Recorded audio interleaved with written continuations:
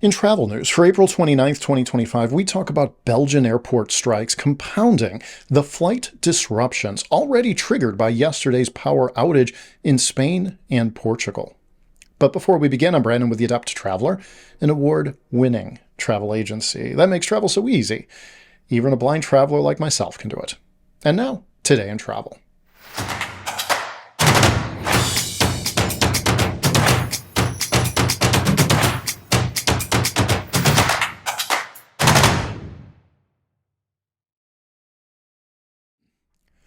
On April 29, 2025, air travel across Europe was thrown into chaos as simultaneous crises hit different corners of the continent. A nationwide strike in Belgium shut down Brussels Airport and Charleroi Airport, grounding flights in and out of the country. This unrest comes barely a day after a massive power outage in Spain and Portugal disrupted hundreds of flights and paralyzed transportation networks in the Iberian Peninsula. The one-two punch of the Belgian strike and the Iberian Blackout has caused widespread flight delays, cancellations, and reroutings, stranding thousands of passengers and sending airlines scrambling to adjust schedules. U.S. leisure travelers heading to Europe are advised to brace for ongoing disruptions as the ripple effects spread through major travel hubs. What began as a normal day in Iberia quickly turned into a transportation nightmare when a massive electrical grid failure struck Spain and Portugal on Monday afternoon. Large swaths of both countries lost power without warning, plunging train stations into darkness and bringing high-speed rail to a halt. Major airports in Madrid, Barcelona, and Lisbon were thrown into disarray. Although terminals activated backup generators to maintain essential lighting, many systems remained down, hampering baggage handling, security screenings, and air traffic communications. By Monday evening, over 500 flights in Spain and Portugal had been canceled. Thousands of travelers found themselves stranded as flights were aborted mid-journey or diverted. Power crews worked through the night, and on early Tuesday, over 99% of power had been restored in Spain, with Portugal's grid fully back online as well. Before Iberian airports fully recovered, Belgium faced a new crisis. A long-planned nationwide strike by major trade unions protesting austerity measures and pension reforms shut down large portions of the country's infrastructure, including critical airport services. Authorities canceled all passenger flights for the day at Brussels Airport and Charleroi Airport, effectively closing Belgian airspace to commercial traffic. Only a few early morning arrivals and late-night post-strike departures were possible on a case-by-case basis. Airlines began the complicated task of rebooking passengers onto later dates or alternate routes, while the strike quickly created knock-on disruptions beyond Belgium's borders. Spain and Portugal's outage led to hundreds of flight cancellations and delays spilling into Tuesday.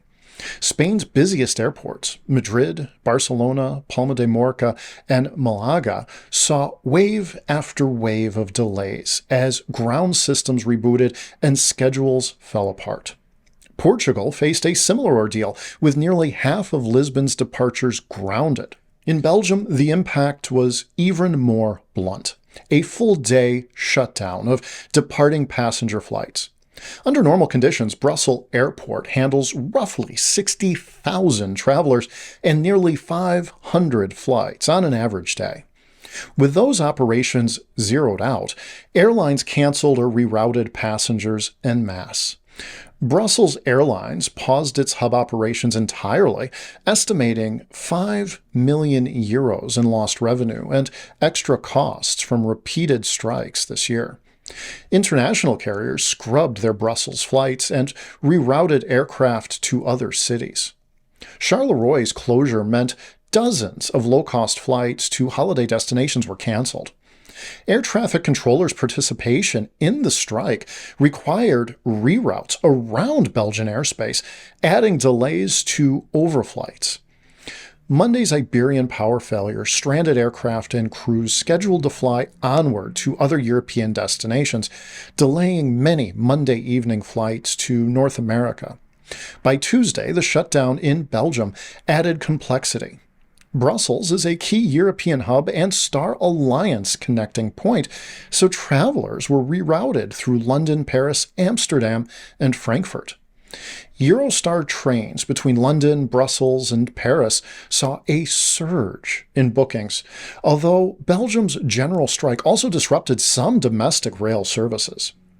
Airlines added larger aircraft on routes adjacent to Belgium to help accommodate displaced passengers. Yet, schedules remained strained.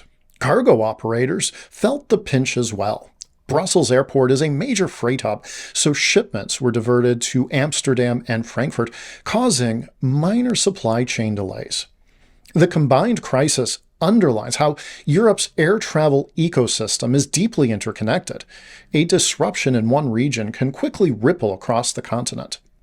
Americans flying to Europe this week, especially those with itineraries involving Belgium, Spain, or Portugal, are likely to feel the impact.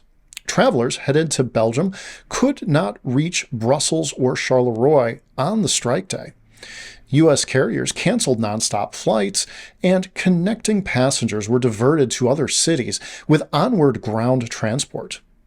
Even those not visiting the affected countries may experience knock-on delays if their aircraft or crew rotations originate there. A rare combination of an infrastructure failure and a labor action in quick succession exposed vulnerabilities in Europe's air traffic network. Each event was disruptive on its own, yet together they magnified chaos across the continent.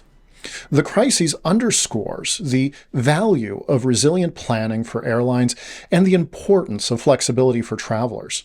With power restored in Iberia and Belgian workers due back on duty, operators should normalize within days, though lingering delays may persist. As always, hope for the best, plan for the worst, and pack patience along with your passport. Small adjustments that can make a big difference when the skies turn unpredictable.